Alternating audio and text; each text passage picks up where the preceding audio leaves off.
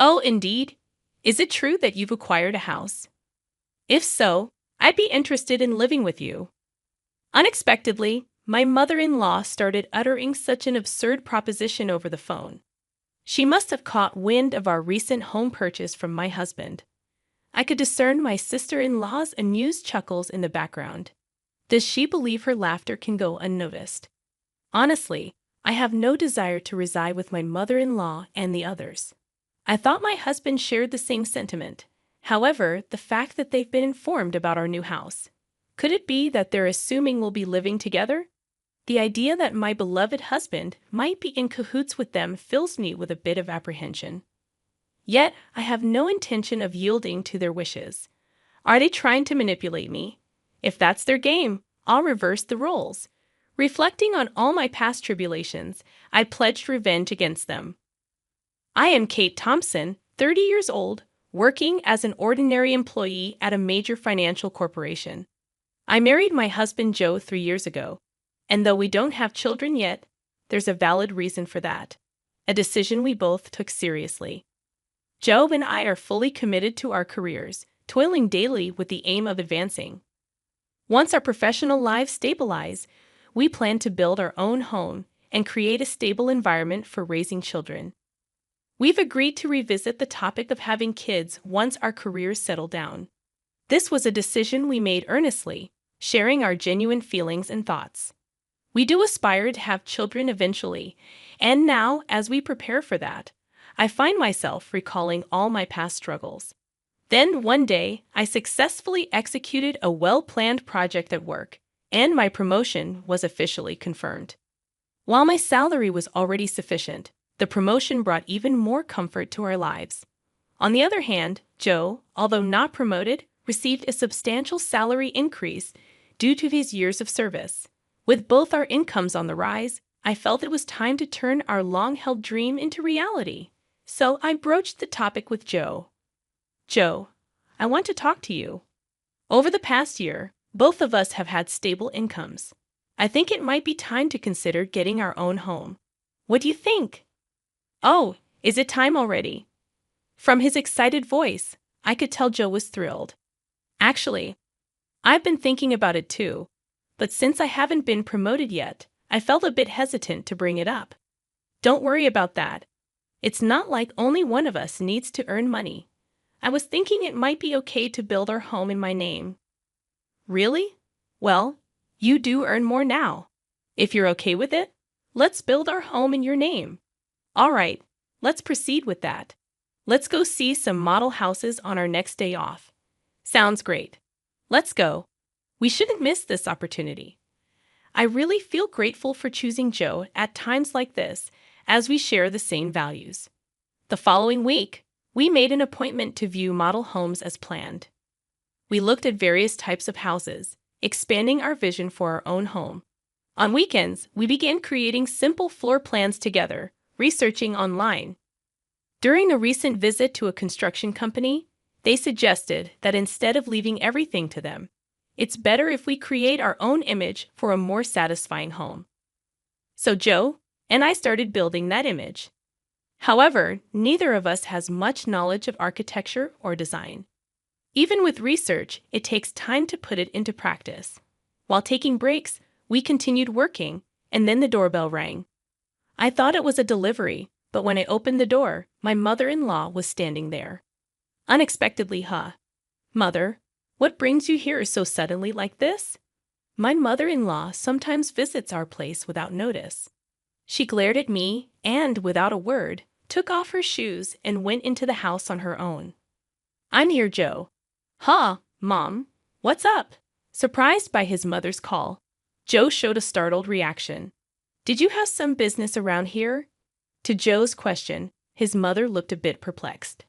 Yes, I told Kate about it over the phone a little while ago, but it seems Joe didn't know. I see. Maybe Kate forgot to tell me. Seems like it.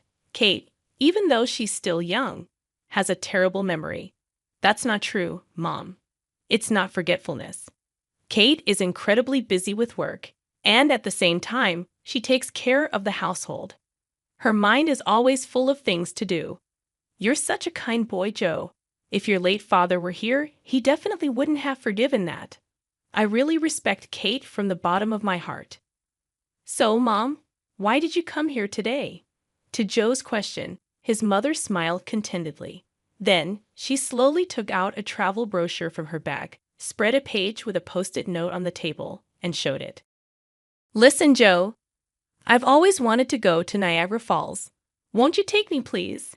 My mother-in-law began to say such things excitedly out of the blue. Caught off guard by the sudden request, both Joe and I were left staring at her, mouths agape. My mother-in-law, relentless, kept pressing Joe, who was clearly flustered. Come on, Joe, you agree, right? Think of it as a way to show filial piety. Wait a minute, Mom. I'm in trouble if you suddenly say you want to go on a trip, though you can come too. Actually, I was thinking of going with Claire, but if Joe wants to go, I'm delighted to turn it into a family trip. Claire is Joe's sister. What are you talking about? Kate is here, and I can't get time off from work. But it's strange for me to pay for a trip for you and my sister, right? Not strange at all. Spending money for the family is a wonderful thing, don't you think so, Kate?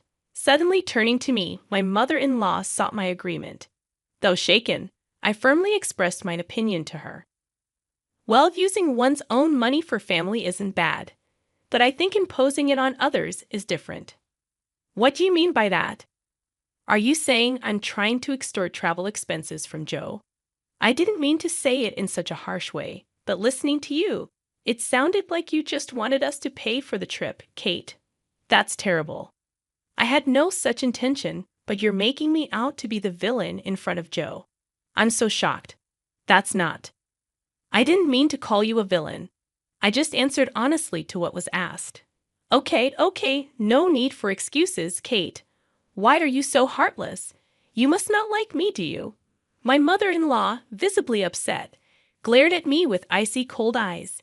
It always turns out like this when she comes over. She always finds some reason to demand money and then squanders it with Claire, Joe's sister.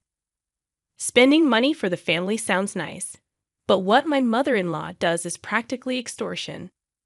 The situation is entirely different when Joe gives them money out of kindness. No matter that they're family, I never really liked Joe's brazen mother and sister.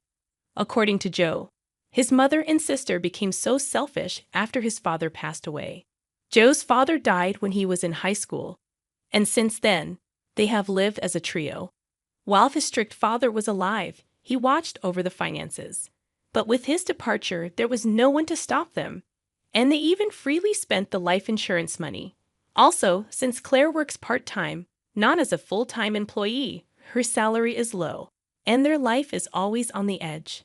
So this is why she regularly visits our house, making excuses like life is tough, or I want to relax and travel somewhere to extort money from Joe. Before marrying Joe, it seemed he was at the mercy of his mother and her demands after his father's death. A sense of dependence for being cared for by his mother had bound Joe. However, since marrying me, Joe seems to be gradually realizing their true nature. Even when repeatedly asked for money, recently he's been trying hard to refuse. For Joe, that's quite a growth. Moreover, he has recently become able to speak back firmly to his mother. To my mother-in-law's spiteful words like, "You don't like me, do you?"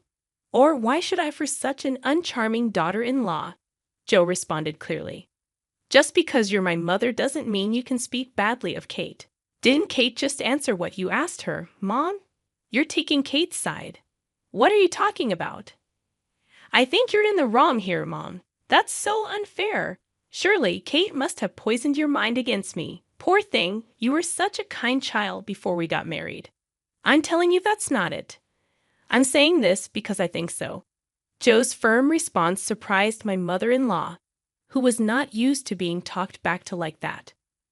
With a frustrated look, biting her lower lip, she said, "Fine," and left. "Kate, I'm sorry. I'd always make you feel uncomfortable." "No, it's okay. You stood up for us this time. Once we build our own home, we'll be further away. Let's not interact with Mom and them." "Then yeah, that would be a relief. If you're okay with it, Joe, I'm grateful." The place we are considering for our new home is quite far from our current apartment, improving the convenience to both of our workplaces. Our current apartment is about 5 train stations away from Joe's parental home, but the new house will be 3 times farther and require transfers. The route from the station is also complex, so if we don't give them the address, they won't be able to find our new home. It's a good chance to cleanly break off our relationship with my mother-in-law. Later, we submitted our imagined floor plan to the construction company, and the construction started 2 months later. After about half a year, our $500,000 dream home was completed. We managed to squeeze some time from our busy work schedules to pack a few days before the move. I received a call from my mother-in-law on my smartphone. Busy packing. I turned on the speaker and answered the phone. "Hello," I said, and my mother-in-law started speaking in an unusually high-pitched voice. "Kate, when are you moving? You bought a house, right? I want to live with you." Suddenly, on the phone, my mother-in-law began to say such an outrageous thing. She must have heard about our new home purchase from Joe. I could hear Claire, my sister-in-law, chuckling in the background. "That's great. We can make Kate work for us every day. Mom, you came up with a good idea." Do they think their words aren't reaching me? It's clear they plan to piggyback on our move. I imagine them planning to use me for an easy life. Honestly, I have no intention of living with them. I thought Joe felt the same, but telling them about the new house. Could it be that they're assuming we'll live together? The thought that my beloved Joe might be in league with them fills me with a bit of fear. But I have no intention of letting them have their way. They're probably trying to use me, right?